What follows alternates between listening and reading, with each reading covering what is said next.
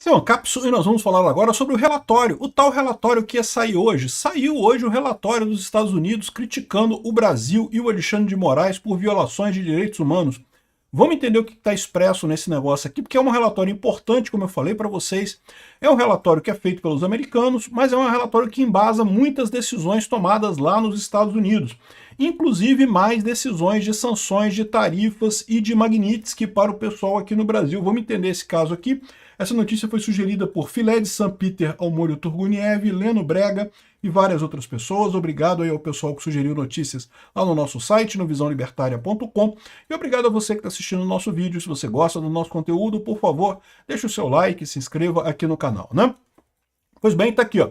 Saiu o relatório. O conteúdo do relatório já era mais ou menos aquele que a gente previa mesmo, aquelas coisas que a gente falou no primeiro vídeo, já falavam aquilo mesmo, criticava o Alexandre de Moraes, a questão de a censura que está se voltando contra o pessoal da direita, então os mecanismos de censura no Brasil todos estão violando a liberdade de expressão do pessoal à direita, não à esquerda, então isso tudo já tinha. Mas tem duas coisas interessantes nesse relatório. Uma delas é a crítica à polícia brasileira, que mata muita gente, inclusive no estado de São Paulo. E a outra coisa é a crítica ao posicionamento do Lula em relação a Israel. Isso não tinha na matéria do Washington Post, e é um ponto importante. O Washington Post não colocou isso na matéria deles, por quê? Porque eles são esquerdistas. E eles sabem que se misturar essas duas coisas dá curto-circuito, né? A esquerda lá nos Estados Unidos é a favor de Israel também, né? Com exceção da extrema esquerda lá, que é a favor dos palestinos e coisa e tal, mas a esquerda lá, os democratas lá nos Estados Unidos também são a favor de Israel. E aí ele estava falando aquele negócio, fez a reportagem toda meio que criticando o Trump, não criticando o Lula. Mas aí se falasse que mas o Lula apoia o Hamas, apoia os terroristas, é contra Israel, ia ferrar a matéria deles, né? Agora a gente tem um relatório aqui, né? Então vamos ver aqui, ó.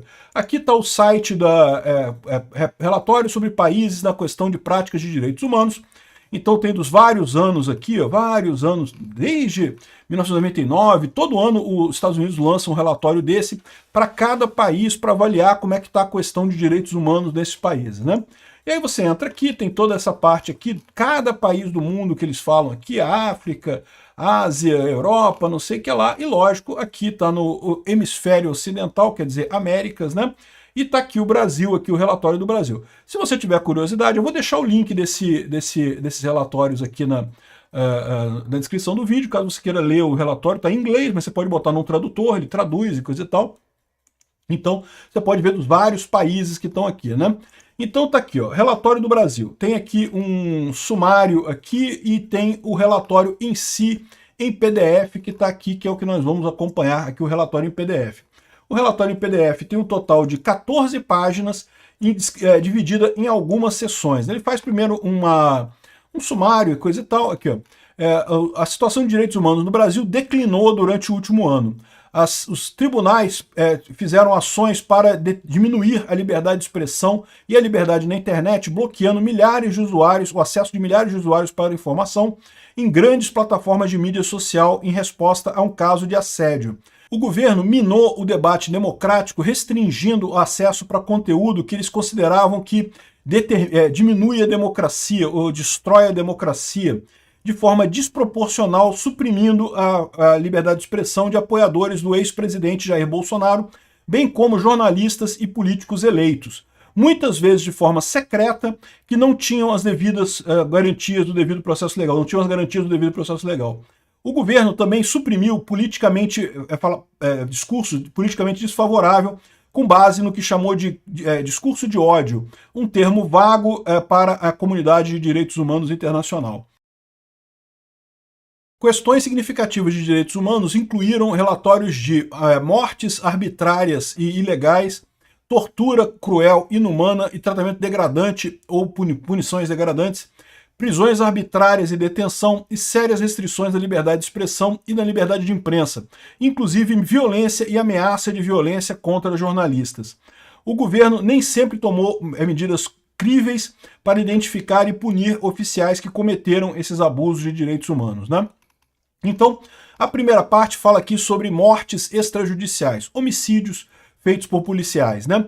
E aí criticam, por exemplo, o caso da Rota em São Paulo, teve o caso da morte do Fábio Oliveira Ferreira, numa operação lá em julho de 2023, criticou isso daqui, também um caso lá em Roraima. Então tem vários casos sendo investigados. Eu não vou entrar em todos esses itens aqui, porque é coisa pra caramba, né? Mas vocês entenderam. Eles criticam o caso de policiais que acabaram matando pessoas. E vocês sabem, eu sempre critico isso também. Eu acho que a polícia, sim, é muito violenta no Brasil. Eu falo pra vocês pra tomarem cuidado com esse negócio, que não que o policial tá sempre certo, que se o policial meteu a borracha no cara é porque o cara tava fazendo alguma coisa errada. Não é sempre assim não, tá? A maior parte dos policiais, eu concordo, é honesta, quer fazer o trabalho, quer fazer a coisa correta. Mas, meu amigo, não vai nessa de que 100% dos casos é assim, porque não é não. A parte B da questão da vida, né? A questão de controle de população. Não houve relatórios de aborto forçado ou esterilização involuntária por parte das autoridades do governo. Menos mal isso daqui, realmente nesse daí não temos problema, não tivemos problema pelo menos, né? Parte 2, liberdade, né? Então repara, vida, liberdade, a liberdade de imprensa, a Constituição e a lei do Brasil provê a liberdade de expressão, e de fato a nossa Constituição diz isso, incluindo para membros da imprensa e outros meios, né? Ou seja, para a internet, por exemplo. Porém, julgamentos da Suprema Corte restringiram a liberdade de expressão de indivíduos que eles viam como violação da lei, proibindo discursos antidemocráticos, que julgaram antidemocráticos, né? A lei proíbe censura judicial não motivada, ou motivada politicamente. Porém, houve reportes de censura, ou seja, houve relatórios de censura. O governo censurou conteúdo online que estava em violação com ordens do STF, instruiu plataformas para remover conteúdo que alegadamente espalhava desinformação relacionada ao sistema judicial brasileiro, e também falava contra oficiais de justiça, contra Alexandre de Moraes, no caso, né? Relatórios do tribunal revelam que Alexandre de Moraes, especificamente, pessoalmente ordenou a suspensão de mais de 100 perfis de usuários em plataformas de redes sociais como o X, antigo Twitter, desproporcionalmente suprimindo a liberdade de expressão do ex-presidente Jair Bolsonaro, ao invés de tomar uma visão mais neutra e penalizar conteúdo que incite, de fato, ações criminosas, né? O governo e agências de telecomunicações, a Anatel, e beleza, que lindo, botou a Anatel no jogo, tomara que explodam a Anatel, ordenou a servidores de internet bloquearem o X por ordem do STF em 31 de agosto de 2024, vocês lembram disso, de fato, o X foi bloqueado no Brasil, depois que a companhia não apontou um representante legal no Brasil e pagou multas absurdas por não remover conteúdo de acordo com as ordens emitidas pelo STF e pela Corte Eleitoral. O STF autorizou multa de 50 mil reais por dia para indivíduos ou companhias que acessassem a plataforma via VPN, apesar de que nenhuma multa foi de fato aplicada, né? E eu falei para vocês se não seria. Não tem como eles fazerem isso, né? O STF autorizou o X a retornar suas operações no dia 8 de outubro, depois das eleições, do primeiro turno das eleições, né? Outras companhias de mídia também foram sujeitas a similar ordens de remoção de conteúdo, né? Essa repressão de acesso dos brasileiros à informação e pontos de vista em uma série de itens do debate nacional, isso ficou prejudicado por essa ação do Alexandre de Moraes. Adicionalmente, a Corte temporariamente proibiu o uso de VPN, sob penalidade de multa, ainda erodindo ainda mais a liberdade de expressão, a liberdade de imprensa, ao remover a proteção de privacidade de indivíduos com a possibilidade de soprar o apito, né? Soprar o apito é denunciar, de fazer denúncias, né? Vocês sabem, todos os jornais têm canais para você fazer denúncias anônimas e você pode fazer isso usando uma VPN para esconder a sua origem. O meu site é um site desse tipo, Visão Libertária, caso vocês não saibam, é um site libertário, feito para denúncias anônimas. Você sabe, eu só peço um e-mail, se eu não quero saber quem é você, seu CPF, sua idade, quero saber nada de você, só preciso de um e-mail que é para você poder se comunicar com a gente e aí você escolhe o nome que você quiser, o nome engraçadinho, coisa e tal. Era para ser uma coisa séria esse negócio dos nomes do pessoal que sugere notícias aqui, vocês sabem, né? Esse site era para ser um site libertário sério, em que as pessoas usariam pseudônimo para indicar as notícias, para você poder fazer qualquer coisa que você quisesse sem ter rastreamento. Basta você usar um VPN e usar o site Visão Libertária e você está protegido, não tem como ninguém chegar a você que definiu essa notícia. Use um e-mail protegido também, um e-mail mais anônimo e pronto, acabou. Você pode denunciar o que você quiser no meu site, que não tem problema, né? É lógico, aqui no Brasil virou brincadeira. Adorei as brincadeiras, não estou reclamando disso, estou achando lindo, só estou querendo explicar para vocês que a origem era séria. A origem é justamente porque é uma boa prática jornalística você ter canais de denúncias anônimas para as pessoas que querem denunciar alguma coisa poderem denunciar alguma coisa, né? Enfim, fala sobre questão de liberdade de associação, de sindicatos e coisa e tal. Não vou entrar nisso daqui, não interessa para isso, né? Pra gente isso, né? Agora, olha só. Desaparecimento e sequestro, né? Detenção prolongada sem acusação. A Constituição proíbe a detenção alongada, a prisão arbitrária e a detenção e provê direito das pessoas para contestar a sua prisão em casos em corte, né? O governo geralmente observa esses requerimentos. Porém, figuras políticas e grupos de direitos humanos alegam que o governo manteve centenas de pessoas, de indivíduos acusados de participação nos protestos que levaram à invasão de prédios do governo no dia 8 de janeiro, em campos por detenção em diversos meses, sem nenhuma acusação direta.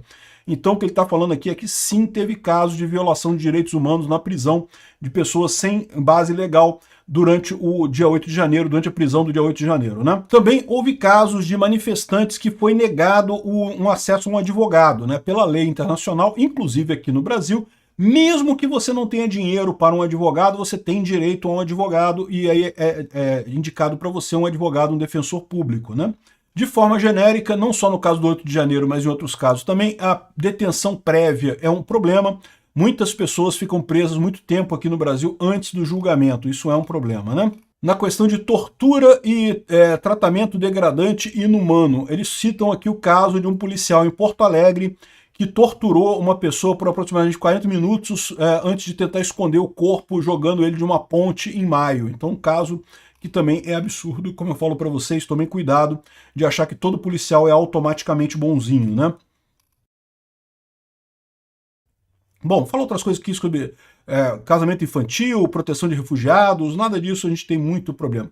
Agora aqui tem um ponto importante, que é um ponto que inclusive o Washington Post não falou. O que a gente viu até aqui, eles tinham falado, né, que ia criticar o Lula, ia criticar o STF e o Alexandre de Moraes. Esse fato aqui das críticas do Lula a Israel não tinha isso, né? Mas aqui, ó, atos de antissemitismo e incidentes antissemíticos. Então ele começa falando aqui, ó, que de acordo com a Federação Israelita Brasileira, existem 120 mil judeus morando no Brasil. Aí fala mais algumas coisas aqui, dizem que ali proíbe o antissemitismo explícito, né, símbolos de nazismo e coisa e tal. Mas em junho a Confederação Israelita Brasileira e a Confederação Israelita do Estado de São Paulo reportaram um grande aumento no número de casos de antissemitismo após o ataque do Hamas em Israel em outubro de 2023. De janeiro a maio de 2024, 886 casos de antissemitismo foram registrados, quase 6 vezes mais do que o mesmo período de 2023. A maior parte dos ataques aconteceu em ambientes digitais, como redes sociais e aplicativos de mensagem, né? Seguindo a resposta militar de Israel em Gaza, em outubro de 2023, o presidente Lula da Silva disse que o que está acontecendo na faixa de Gaza é um genocídio, em um discurso que então comparou com o que estava acontecendo na Palestina com que Hitler decidiu matar os judeus. Ou seja, imediatamente a CONIB repudiou essas declarações do Lula, não sei o que lá, ou seja, estão criticando aqui o Lula pelo antissemitismo do Lula. Ele fala sobre os outros eventos em que o Lula foi antissemita, né? O Lula é um antissemita, é um nazista, a gente sabe disso. Então ele fala aqui sobre uma série de coisas aqui nesse sentido, né? Então, ou seja, o relatório é aquilo tudo que a gente já vinha falando sobre a questão dos direitos humanos mesmo, né, que já estava previsto, criticou o Alexandre de Moraes, criticou a falta de liberdade de expressão aqui no Brasil, mas tem essa parte que a gente não estava sabendo ainda, que é a parte da acusação de antissemitismo contra o Lula. É muito justa, eu concordo.